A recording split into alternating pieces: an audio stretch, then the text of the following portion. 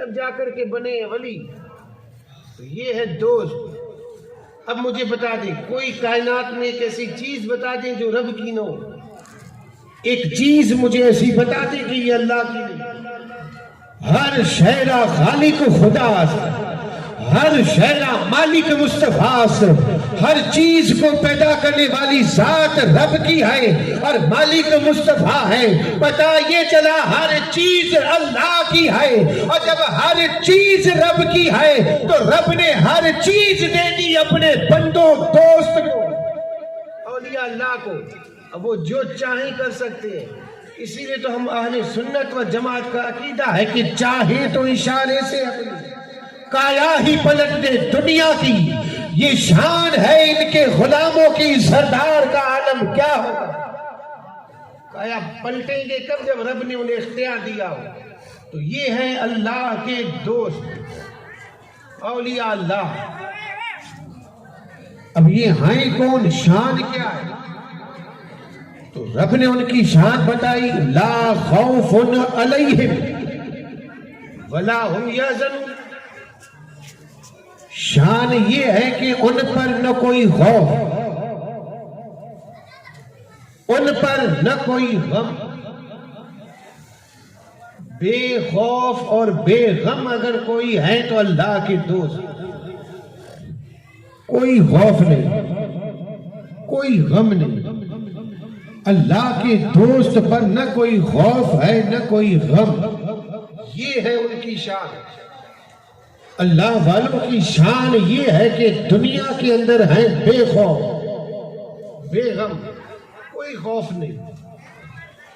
اگر اس بات کی دلیل چاہیے تو واقعات بہت سارے. بے خوف بے غم. میں صرف ایک ہی واقعہ اشارہ کرتا، زیادہ دور جانے کی ضرورت نہیں ہے. اجمیر شریف چلے جائیں، خواجہ کی نگری میں چلے جائیں، اور پھر دربار غریب نواز میں بیٹھ کر کے غریب نواز کی ہسٹری اور تاریخ پڑھیں. ہندوستان میں آئے تھے، ہندوستان میں زیادہ کوئی کلمہ پڑھنے والے بھی نہیں تھے. آپ کے ساتھ چند اشخاص تھے، اور پھر آپ نے اپنے ان ساتھیوں کے ساتھ ہندوستان میں پڑاؤ ڈالا. اور حال یہ تھا کہ جس جگہ پہ بیٹھے تھے وہاں سے اٹھایا گیا، اور وہ راجا کے اونٹوں کی جگہ تھی. آپ نے فرمایا کوئی بات، آگے بڑھے. اور پھر آپ نے پڑاؤ ڈالا، اور پھر آپ اسلام کا چرچا عام کرنے لگے. اور اس ملک میں تھے دشمن. دشمنوں نے دیکھا کہ یہ تو اسلام کے چرچے کر رہے، اسلام پھیلا رہے، اسلام کا پرچم آگے بڑھ رہا ہے. انہوں نے کہا ان سے کوئی تعلق نہ رکھے، ان سے نہ کوئی بولے، نہ کوئی تعلق رکھے، نہ کلام کرے. حد تو یہ ہو گئی کہ انہوں نے کہا کہ انہیں کوئی سامان بھی نہ دے. آپ اندازہ فرما لیں، یہی دور ہو رہا، یہی وہی دور ہے. اللہ رحم فرمائے. اس وقت بھی ہوا تھا. انہوں نے کہا کہ ان سے کوئی کلام نہ کرے، ان سے کوئی رشتہ نہ رکھے، ان سے کوئی تعلق نہ رکھے، ان سے نہ کوئی کچھ لے نہ کوئی کچھ دے، انہیں ان کے حال پہ چھوڑ دو. راجہ کا حکم تھا. اب غریب نواز کے چاہنے والے ایک طرف، شام کا وقت ہو رہا تھا. غریب نواز نے ایک مرید کو بلا کر کے کہا تھوڑا سا تیل لے کر کے آ. تیل، چراغوں میں تیل نہیں، شام کا وقت ہو رہا ہے، اور شام کو جلانے کے لیے چراغ میں تیل کی ضرورت ہوگی، تیل لے کر کے آ. گئے مرید تیل لینے کے لیے، دکان والے سے کہا تیل دو. نے کہا راجہ کا حکم ہے کہ تم سے نہ بات کی جائے، نہ تعلق رکھا جائے، نہ تمہیں کچھ دیا جائے، نہ تم سے کچھ لیا جائے. نکلو، تعلق نہیں رکھیں گے، نکلو. اب ظاہر سی بات ہے غریب نواز کے چاہنے والے مایوس ہو کر کے لوٹ رہے تھے. پیچھے سے اس نے آواز دے کر کے کہا تیل تو نہیں ملے گا، تانا لے کر کے جاؤ. تانا ملا تھا، تانا، تیل نہیں، تانا. اور تانا یہ تھا، کہا تھا اب پتا چلے گا. راجا سے دشمنی کرنے کا نتیجہ اب پتا چلے گا. کہا آج تمہیں تیل نہیں تانا دے رہے، اور تانا یہ دیا تھا کہ آج پتا چلے گا جب تمہارے غریب نواز کی نگری میں اندھیرا ہوگا اور ہمارے راجا پرتھوی راج کے چوہان کے نگری میں اجالا ہوگا. آج پتا چلے گا. اب یہ مرید مایوس ہو کر کے لوٹا، غریب نواز کے دربار میں آیا. آپ نے فرمایا تیل کہا؟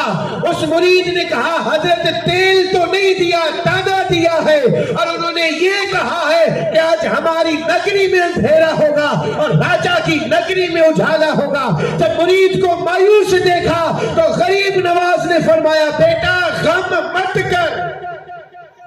یہی ہے اللہ کے ولی، بے غم. کیا فرمایا؟ غم مت کر. مرید مایوس لوٹا تھا، غم میں تھا. غم میں تیل نہیں تو یہ اندھیرا دور کیسے ہوگا کیسے؟ اوپر سے اس نے تانا دیا ہے کہ آج تمہاری نگری میں اندھیرا ہوگا اور آج ہماری نگری میں اجالا ہوگا.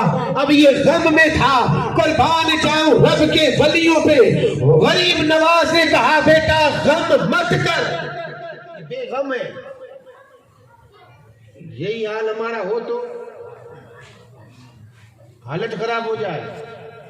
یہ حال نہیں ہے، پھر بھی ہم کہتے ہیں بھائی ان سے تعلق رکھو، ورنہ یہ بند کر دیں گے، وہ بند کر دیں گے، یہ ہوگا وہ ہوگا. ہمارا بھروسہ ہی رب سے اٹھ گیا. اللہ رحم فرمائے. بھروسہ ہو اللہ پہ. انہیں توکل اور بھروسہ تھا. یہ نہیں کب کیا ہوگا، تیل نہیں ملا، رات کیسے بسر ہوگی. آپ نے فرمایا بیٹا جلدی کر، نماز کا وقت ہو رہا ہے، وضو کرا. وضو پانی لے کر کے آ. پانی لینے کے لیے آپ نے فرمایا بیٹا ایک بڑا برتن بھی لے کے آنا جس میں پانی جمع ہو. غریب نواز نے فرمایا بیٹا بڑا برتن. غریب نواز کے مرید بڑے برتن لے کر کے آئے. وضو کے لیے پانی لایا گیا. آپ نے کہا بیٹا میں وضو کروں، اب یہ پانی نیچے گرنے مت دینا، اس برتن میں جمع کر لینا.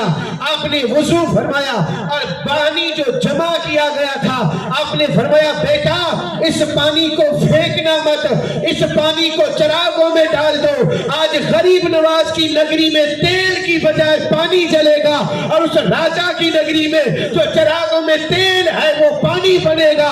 قسم خدا کی دنیا نے دیکھا ہے اس وقت غریب نواز کی نگری میں اجالا تھا، راجا کی نگری میں اندھیرا تھا، اور غریب نواز کی نگری میں اجالا ایسا ہوا کہ اس دن سے لے کر کے آج تک اجمیر شریف میں اجالا ہی اجالا.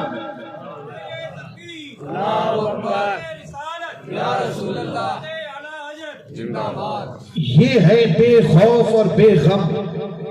انہیں کسی چیز کا خوف نہیں، کسی چیز کا غم نہیں.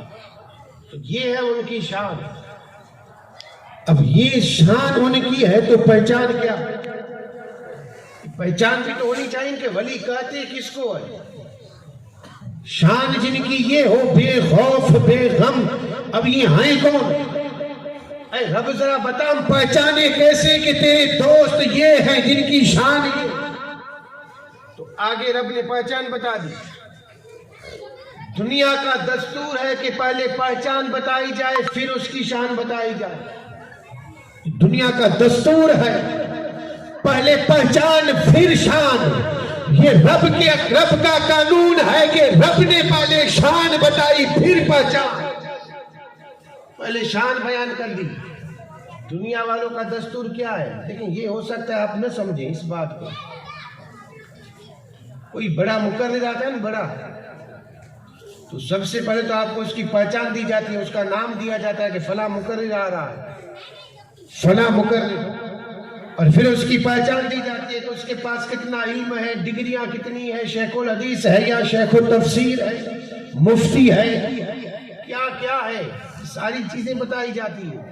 تو بتائیے چلا دنیا کا دستور پہلے پہچان پھر شان، اور یہ رب کا قانون ہے کہ رب نے پہلے شان بتا دی. کہ میرے جو دوست ہیں نہ ان پر کوئی خوف ہے نہ وہ غم زدہ ہیں. اب یہ ہیں کون؟ تو بعد میں رب نے پہچان بتا دی. بس پہچان دو ہے، الذین آمنوا فکانوا یتقون. ولی وہی ہوگا جو مومن ہوگا، متقی ہوگا. دو چیزیں ہو جس کے پاس وہ ہے ولی، ایک ایمان ہو اور ایک تقویٰ ہو. بس یہ دو چیزیں جس کے پاس ہوں وہ ولی، جس کے پاس یہ دو چیزیں نہ ہوں وہ سب کچھ ہو سکتا ہے، ولی نہیں۔ یہ ذہن میں رکھے، برا لگے تو معاف فرما دے، لیکن حقیقت بتا رہا ہوں۔ ہم نے ولی کسے مانا؟ میں نے حقیقت بتا رہا ہوں، برا لگے تو معاف فرما دے۔ ہم نے ولی کسے مانا؟ ذرا یہ بتا دیں۔ ہم نے ولی تو اسے مانا جو ہوا میں اڑے، سمندر کے پانی پہ چلے، مردہ کو زندہ کرے۔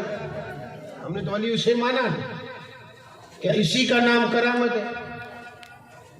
ہوا میں اڑنے کا نام؟ اگر ہوا میں اڑنے کا نام کرامت ہوتی تو میں کہتا پرندے سارے ولی، وہ بھی ہوا میں اڑتے ہیں، وہ بھی ولی ہونے چاہیے۔ سمندر کے پانی پہ چلنے والا ہر کوئی ولی ہوتا تو پھر جہاز بھی چلتے ہیں۔ مردوں کو زندہ کرنے والا اگر کوئی ولی ہو تو ایک دور آئے گا جس دور میں کافر ہوگا دجال، اور وہ دجال بھی مردوں کو زندہ کرے گا۔ اسی کا نام کرامت نہیں ہے۔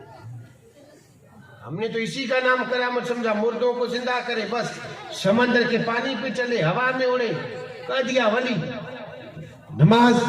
نماز کی ضرورت نہیں، چہرے پہ سنت اس کی ضرورت نہیں۔ سنت کو کیا ہوا میں اڑ رہا ہے؟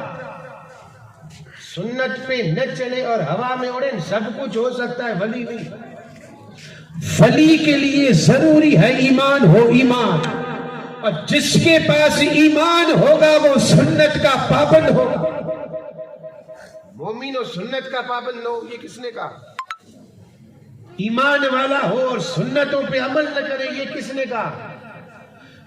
تقویٰ کہتے ہی اس کو ہے ایمان کے ساتھ ساتھ ہر اس چیز سے دور رہنا جس چیز سے رب نے منع فرمایا، اس کے قریب بھی مت جاؤ، اسی کا نام ہے تقویٰ۔ اگرچہ ہو جائے پھر بھی جانا ناپسند،